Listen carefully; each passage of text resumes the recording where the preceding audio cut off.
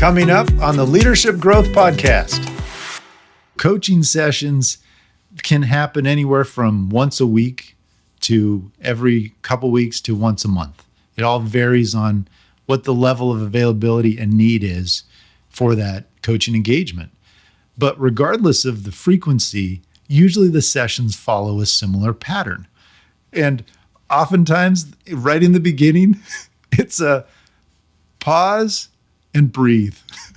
Because usually that individual, that leader is running from their last meeting to get to the call, whether it's in person, whether it's virtual, and they've had a million crises they've already been dealing with that day.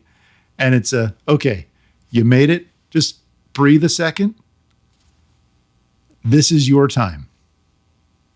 This is your time to focus on what you're working on for development and to process through issues that are currently keeping you up at night.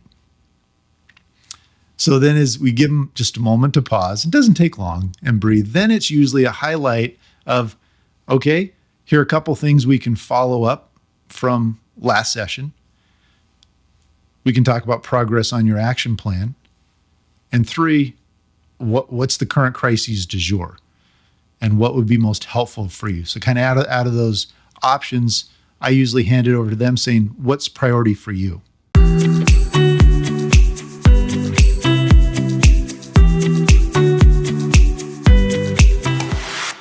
Hello, everyone, and welcome to the Leadership Growth Podcast. I'm your host, Daniel Stewart, joined with my brother, Peter Stewart, and we're pleased to have you join us for another episode. And today we're going to be talking about coaching, tools and ideas on how to best prepare for a coaching session, whether you're delivering one, but more so as a coachee, one who is a participant in the coaching process. What should you expect? How do you optimize a coaching session when you have a coach? A lot to talk about, and we can dive into that. But before we do, we are going to talk about the insight of the week. Peter, what would you want to share as an insight of the week? I feel like we need a drum roll there Right. in post to help that. Always good to join for another session. So the insight of the week, a Gallup survey was looking at highlighting the most common blind spots of managers, and 2 stood out. So wanted to just review those. It's always a good check for us to say, all right, how are we doing? And are we doing as well as we might think we're doing? So here's the first one.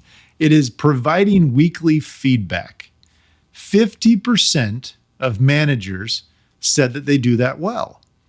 But when interviewed, their direct reports said only 20% of their managers do it well. So a difference of about 30%. So the managers think they're providing weekly feedback. Their direct reports are saying, no, you're not doing it as often as you think. So that's one check. Then the second one is recognition for good work. When surveying managers, 59% say, yep, I'm doing a good job providing recognition for my people, for my team. Their direct reports, only 35% feel like their manager is doing a good job recognizing their work. So it leads you to wonder, okay, is the manager just overinflating their sense of how well they're doing these things? Or is it they're not doing it in a way that's really making it memorable so that they realize that they're doing it? Yeah, this gap. And you think the manager has every incentive to look at him or herself and say, yes, I am providing feedback and or recognition in some way. And yet, does it actually come out of their mouth as often as they think it does?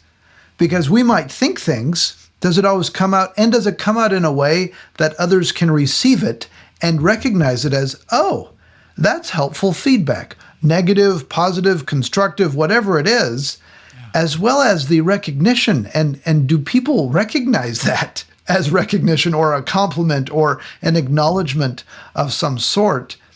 And it appears that the perception is that there's not just a small gap, there is a very large gap between what the manager thinks they're saying and doing versus what the employee actually receives and thinks is happening. These were the two with the largest gaps. Hence why we're highlighting them as probably the most likely and most common blind spot for the majority of managers out there. And when we're thinking about the recognition part as well, it's paying attention also to who you're providing that recognition or that acknowledgement of. This is for that direct report, for that employee.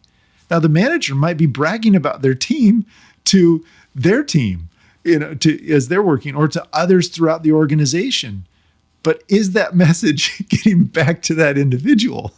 So that's also something to be aware of, is who is the audience by which you might be communicating that recognition if you feel like you are. Because the grapevine might not fertilize the positive news back to that individual. That's a great point, because you may say something to your boss or to others, say, yeah, I completely trust that person on my team, that they do a fantastic job. And so you're complimenting, you're recognizing, but does it actually make it back to the employee? I also wonder, sometimes I will do this all the time. If somebody says something nice, it's easy to discount it. And there's all sorts of reasons for us to discount it. We don't want to look like we're patting ourselves on the back in front of others. Sometimes we can feel uncomfortable with it, so we try not to focus on it too much. There's all sorts of these reasons that we have to minimize the recognition when we actually do achieve it and do receive it. And I wonder how much of that also plays in. And so what can the manager do to help the person recognize, hey, I care about you. I want to be clear. These are some things you're doing really well. And then the other part is, how like customer service surveys are often stated that only the people who had a great time, great experience, or a terrible experience are the ones who usually fill this thing out. Correct. And these are the things that, because people remember this. And what's also the common understanding out there of a negative experience, is like worth 5 to 10 times the single positive one in terms of memory. And so you wonder, if the manager shares one negative feedback, all of the other good stuff can sometimes be easily dismissed. Yeah. It's just putting a slop of, stinky, rotten fish on top of a sundae ice cream sundae. It's like, you're not going to really remember that sundae. You're going to remember the stinky, rotten fish on top. Ooh, that's visceral. I don't want that. So here then are 2 tips for providing recognition. 1, keep it specific. General platitudes of, oh, you're doing a great job, or hey, that was well done. But get specific of the way you organized that presentation, or made that report, or focused on this area on this chart was really helpful. So get specific. And the second one is recognizing that there's a lot of emotions that come into play in the situation where we might be receiving feedback, especially if it's verbal. Written feedback allows a reference point for somebody to go back and review it again, to read it again, to see it again. It's once you say something, it's gone. But if it's written, that can last. And so that has an impact. So those are the 2. Keep it specific, and when possible, make it tangible. Write it down. Let me add a third. Okay. That was occurring to me as you're thinking through this as well, and that is, keep it separate. In other words, make sure you don't just put a recognition, a compliment, negative, constructive, all in one fell swoop. And this is my beef with kind of the feedback sandwich idea, to say something nice, constructive, and then nice. I get it, and that can be useful sometimes. However, if you want somebody to remember a positive recognition, don't always put it with some constructive thing. Yeah. Have it as a separate comment, a separate Teams message, a separate email, a separate phone call for it to stand out. And so it's not then the pattern of, oh yeah, anytime I'm going to talk to my boss, I might get recognition and get boom, boom, boom. And so then, I'm going to totally discount all of the recognition stuff, because we as humans, as I mentioned earlier, have such a tendency to discount positive things anyway. So the point here is to vary up how you share it, and sometimes just have it be a separate comment and let that linger for an hour or two or three before you share something else, so that people can let it sink in and go, oh, wow, that was an achievement, or, a recognition of something that I was able to achieve, or something I did well. That's a really good point. And it can even go so far as if you're providing a spot bonus to somebody, and it might be just a gift card, it might be just $50 or $100 or whatever. If that can be paid or delivered in a way separate from their paycheck, it stands out. It's not just lumped in.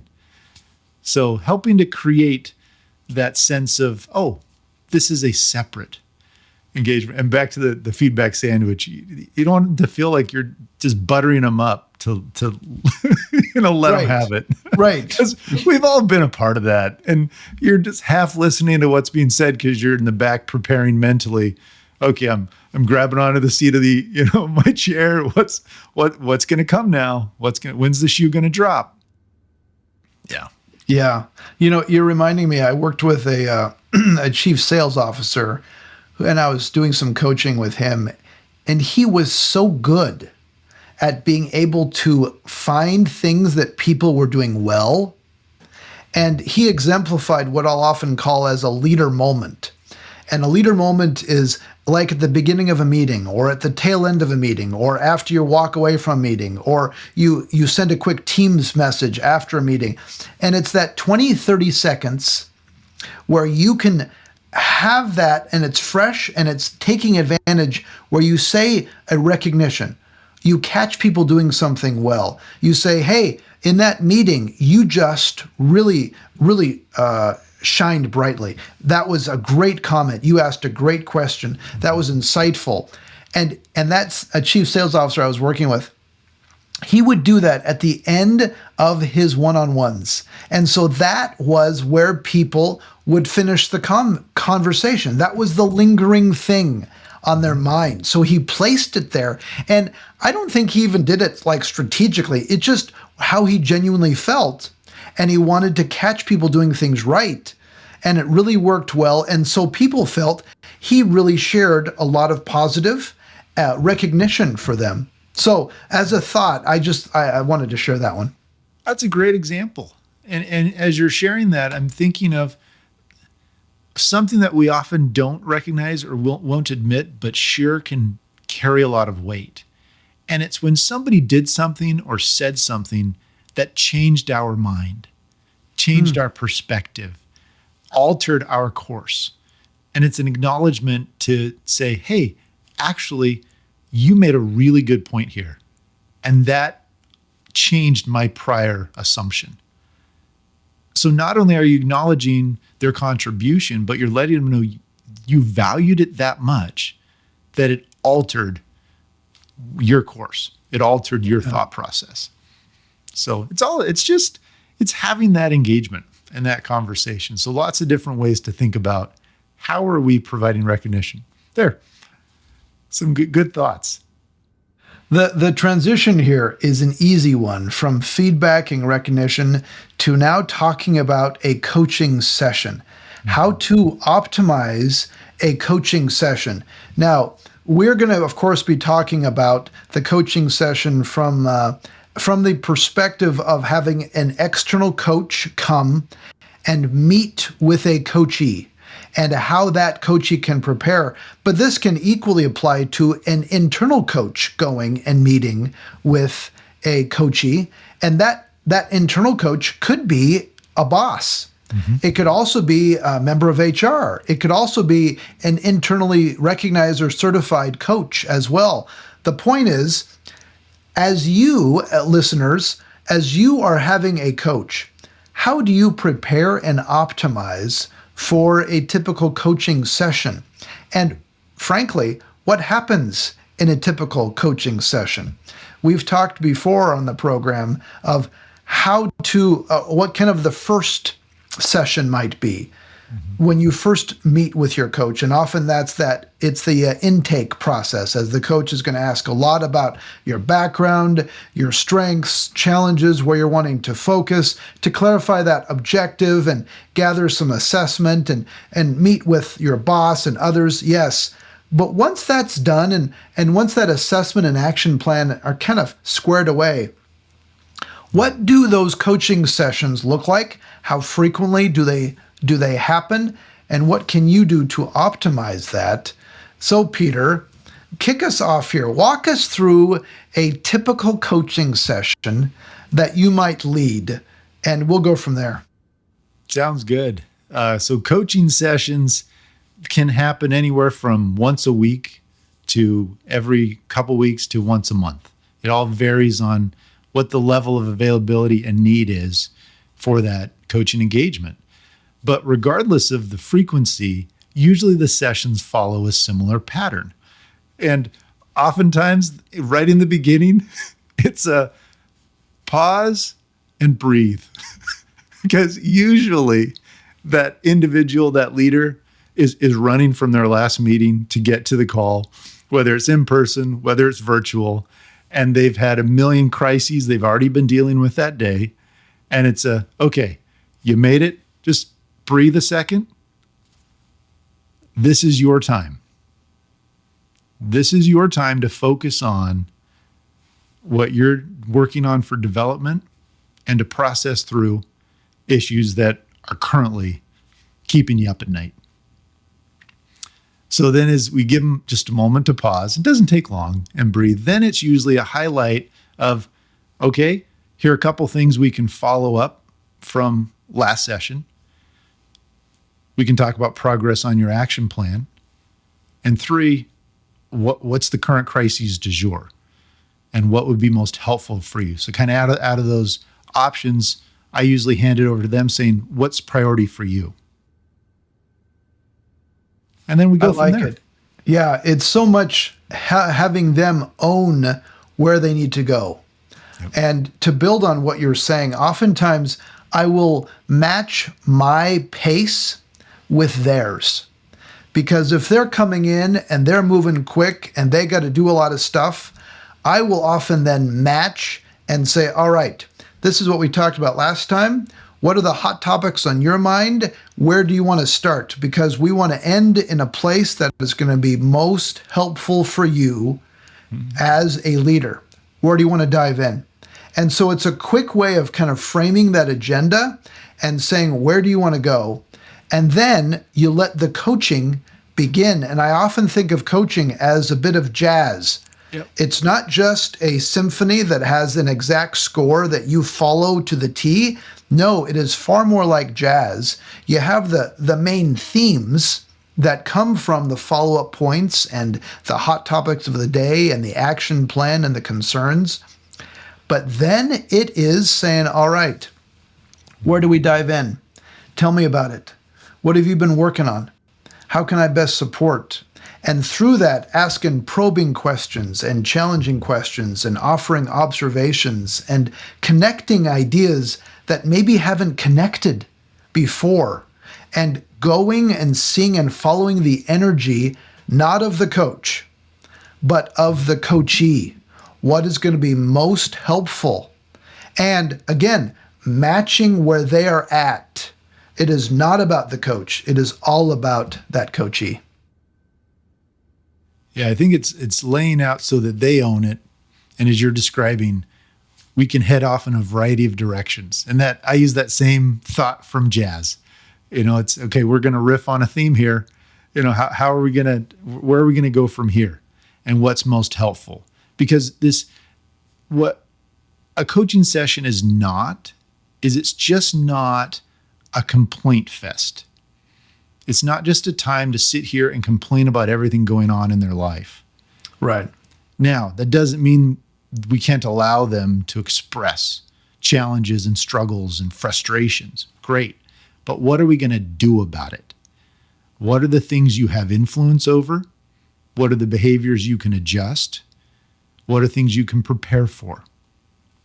And that's where we'll then work through, and as you say, with asking probing questions, it's digging into, are there alternate ideas, actions, thoughts that you can do beyond just their default approach? Sometimes that default approach hasn't worked for them in the past. So we're trying to learn a new behavior, a different type of reaction, a different way to have a conversation with that. So that's where you can go through. So how do you balance, Daniel, then the need from that kind of long-term focus on an action plan with the daily dumpster fire? That's hitting them right now. Yeah, and I often think of any good coaching session has two work streams happening simultaneously or kind of going back and forth as needed. That first work stream is the overarching action plan. And this action plan usually is set up for at least 3 months, maybe longer, and it comes from often their assessments, interviews with their boss, HR, others, and it's agreed upon by the coachee. And it could be things like, how do I communicate more effectively? How do I build stronger teams? How do I innovate better? How do I think more strategically? How do I improve my delegation? Something like that. And it's an overarching action plan. And inevitably, we spend at a minimum 5 to 10 minutes during each coaching session, revisiting, seeing what successes they're having, what challenges they're having, how they would want to tweak it, what feedback, and sometimes taking longer. It just depends. And then the other work stream are the issues that come up day to day. What are the current challenges? What meetings did they just have success with or challenge with? What meetings are they preparing for? What conversations do they know they need to have? And sometimes what situation just emerged that they need to think through in a different way. And there are so many examples coming to my mind. So for example, today, I was just having a coaching session, and it was an hour, by the way. Coaching sessions can be anywhere between 15 minutes to 2 hours, and it can vary tremendously. And we'll talk later on. We actually use a retainer model, so the time is not so much just standardized, but it can be changed up to fit the need of the leader. Because sometimes a 5-minute call is what's needed. Sometimes a half-hour conversation. Oftentimes we have 2 formal coaching sessions during that month. Anyway, so back to the session this morning. It was an hour call. The individual is a general manager for a large area internationally, and he's been there 3 months. So one of the great uses of executive coaching is the onboarding process, helping especially a new senior leader get used to and acclimate to and socialize. And so we've been working on his strategic plan. He's now going to be having a full team assimilation, as well as working with him in terms of building strong relationships with his boss and his peers, and evaluating talent, as well as then setting his future strategic goals. So we've had specific assignments for each session to follow up and bring his latest strategy, what he's working on, and his evaluation of his people, coupled with his mindset shifts. And so this is something else I'll really emphasize.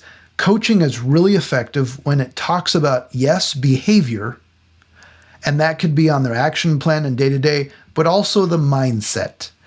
How are you approaching problems? How are you viewing yourself? How are you addressing your own blind spots? Which goes back to some of that feedback blind spot stuff we talked early on. But that's just one example here as we're talking about the onboarding process. And so we set clear goals. The action plan is to assimilate effectively and to lead a great team. Awesome. Now let's continue to be able to dive deep into what you're learning with each person on the team. And how are you validating some of this and using that to inform future decisions as you lead and guide the business? Those are really good questions you're pointing out. Well, I know we're talking about coaching sessions, but just right there, those questions on how you're integrating with the team, how you're acclimating to a new situation, those are really helpful. I'm reminded of a session I had a few years ago that stood out to me because it very much required a pivot from the overarching action plan to there was a crisis at the moment in which this individual was coming in and let me know that after that coaching session, they had a meeting with their direct supervisor, with their boss, and they were planning to just let them have it. They were fed up with so many different things that were going on. And so over the course of that session, it was, now for me as a coach, was this a good idea? Was this a bad idea? I'm fundamentally neutral on this. I wanted to be sure they were thinking through the pros and cons of what they were about to do.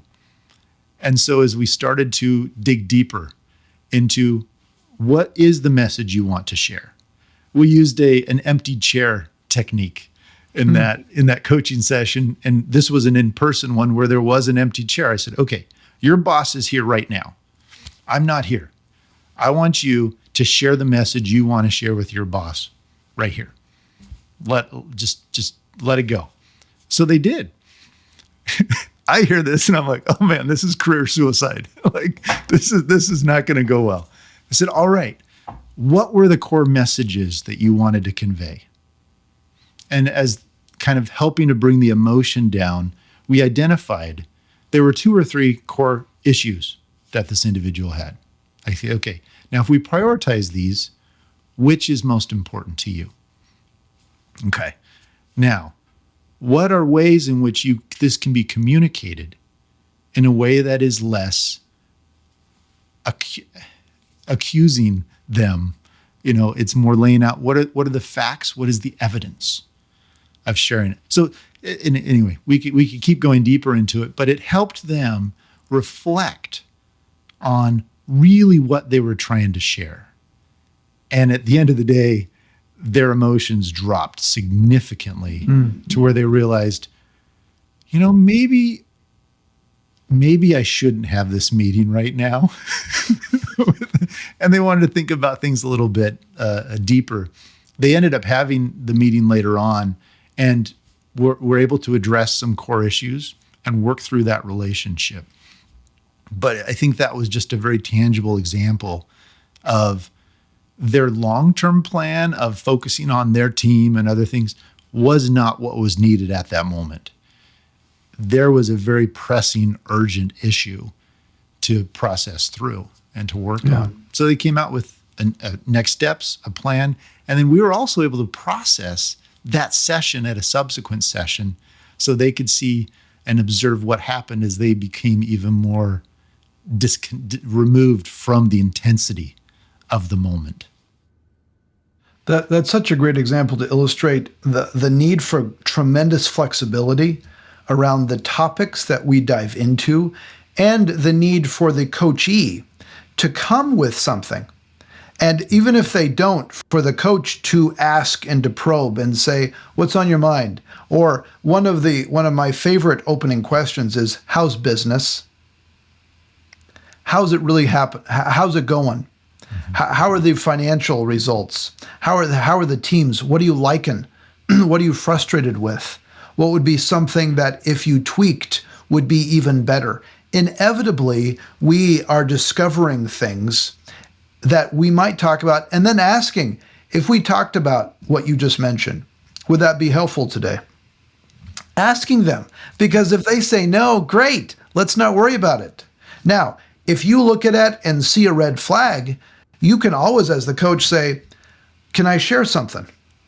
The topic you just mentioned, especially say it's this potential conversation with your boss. Imagine the coachee, Peter, that you had said, you know what, I don't want to talk about the meeting I'm just going to have with my boss and lambast him. You might say, do you mind if I offer a thought? Let's play out this for just 5 minutes because we want to see where this might go and what are 2 or 3 other approaches that you may consider. Would that be helpful for you? And if fundamentally they say no, okay, let's move on. But this term, let's play it out, Yes. I find is so helpful because it epitomizes the value of the coaching session as a sounding board.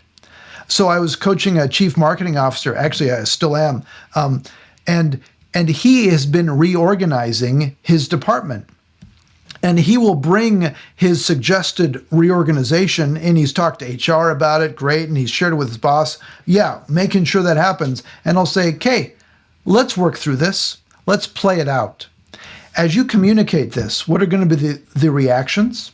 And fast forward in 3 months, what will be the impact to the business if you continue or if you change things? What about in 6 months? What about in a year? Okay, now let's practice. You explain this to me. Imagine I'm one of the directors that will be changed up. What will you communicate?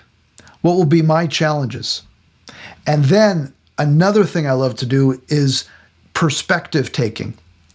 And I can then ask the chief marketing director, all right, if you were the head of HR, what would you tell the person? If you were the CEO, how would you frame it up differently?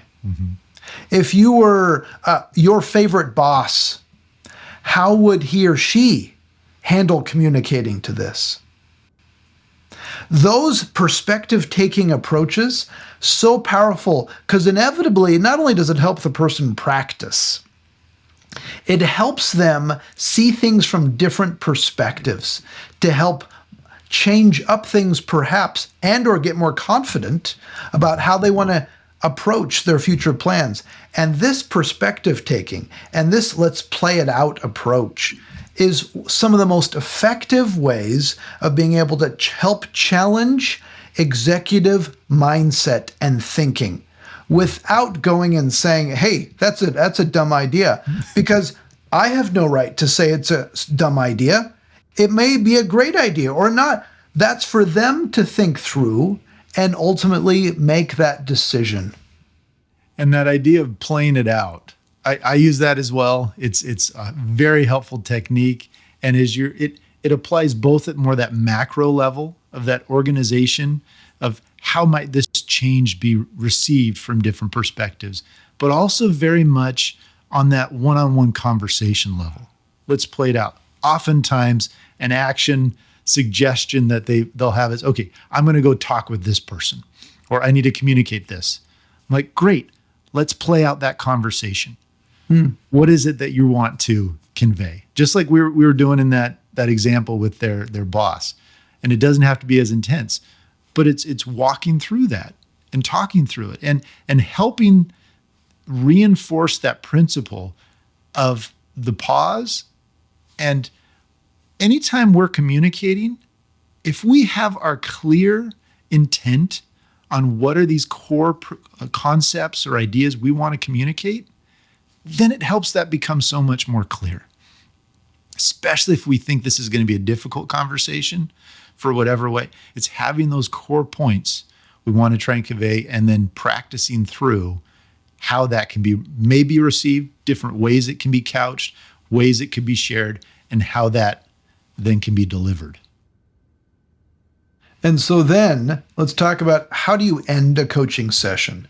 And I often will have 2 things that I do at the end. First is I will ask the person, what are the follow-up questions that I'm going to be asking you the next time we meet?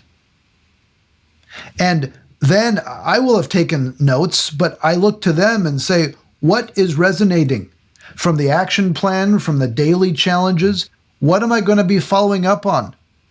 And it's definitely going to be following up on the next session, but sometimes it's tomorrow or the next day or next week. You're going to send me a quick email or a quick text, or we'll have a quick call. I want to hear what have you decided? What are you going to do? And you capture the follow-up questions So there's a level of accountability involved in this, and there's follow-up. And then the second thing is, when are we going to meet next? Let's schedule it. So it's not just open-ended, but it's there. It's on the calendar. They know what to expect. They know how to prepare. They know it's not just a one kind of time you're chatting and that's it. The point is to build accountability and ultimately measurement, because the action plan enables you to then measure progress related to specific themes. And as they're sharing their action plan with their boss, the other thing I'll emphasize is that the coaching conversation is confidential. And so it's reinforcing the details that we talk about stay there. So anyway, Peter, how else, what would you add to what else do you do at the end of a coaching session? I do similar pattern to you. It's helping to give them time to reflect on what we've just discussed. So it's not just a helpful conversation, but we're pulling out of it. What are these application items? What are next steps that need to be done? The points they want to remember from that, the insights they may have had. And I'll ask that not just at the end of the session, but there oftentimes are segments or modules to the session as we've talked about a certain topic, and then we move on to the next one. Before we shift, I'll say, okay, now pause. Before we leave here, what are we going to do about this? What is the insight? Either one thing you want to be sure you remember, or what is the one action you're going to be doing from that? And then at the end of the session, we will review those if there were some ideas shared mid-session like that. But yeah, we want there to be next steps, identified angles. So it's not, again, just, oh, this was such a helpful time to talk. Not that talking's bad, right? But we're human. You're now going to leave this conversation, and whether we're getting off the Teams call virtually or a Zoom call, or you're walking out that door to someone else, you're not going to be hit with another conversation. There's something else you're going to do. You're going to be going to another meeting, even if you're on your drive or commute home or whatever. Life gets in the way. So how do we help this actually have impact in your development over the coming weeks?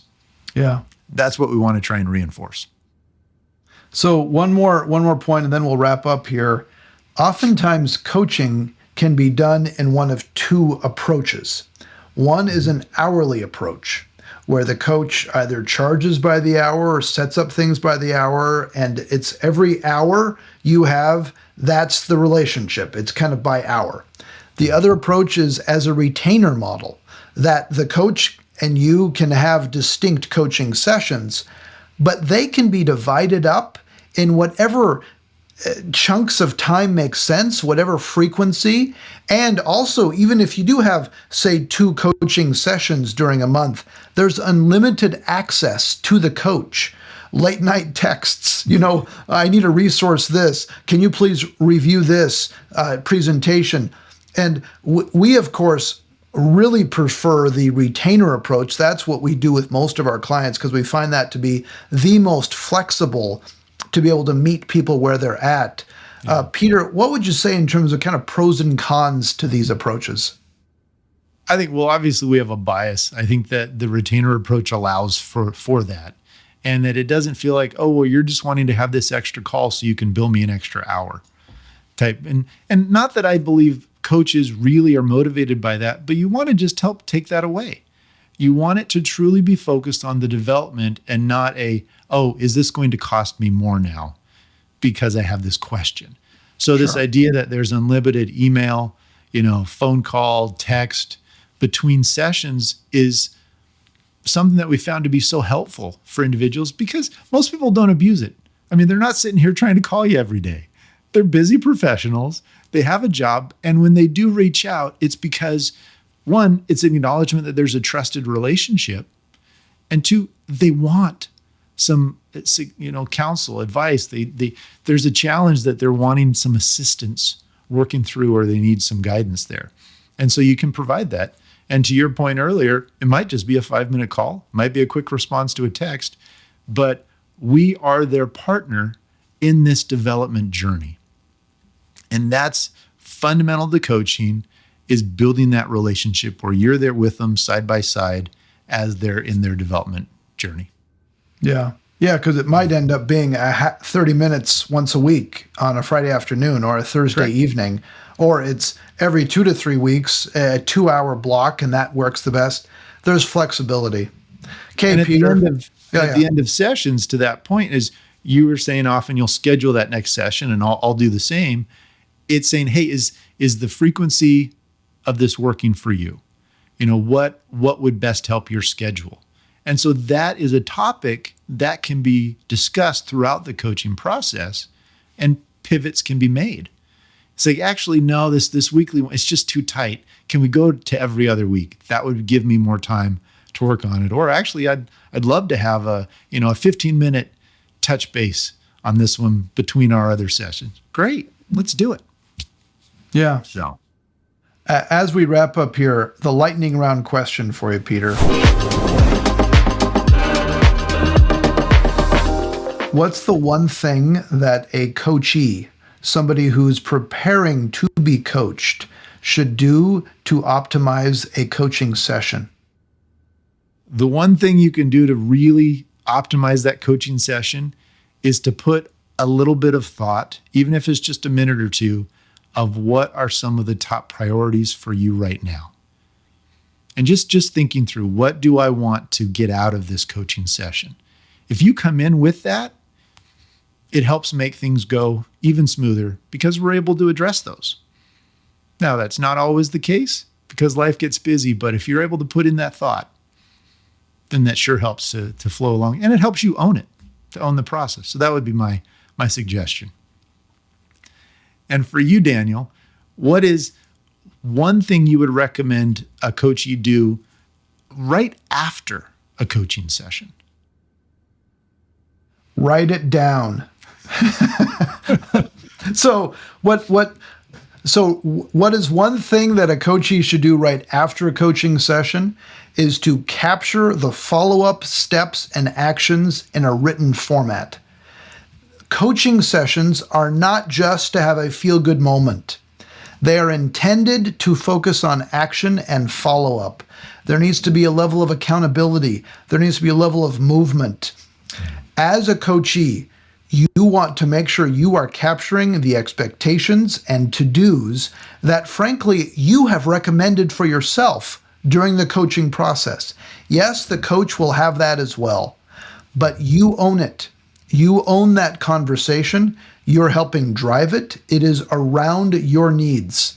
So write it down. What are you going to be doing and how are you going to do it and what additional support you might need? It's really taking that ownership to take full advantage of all of the benefits of having a great coach with you. Good advice.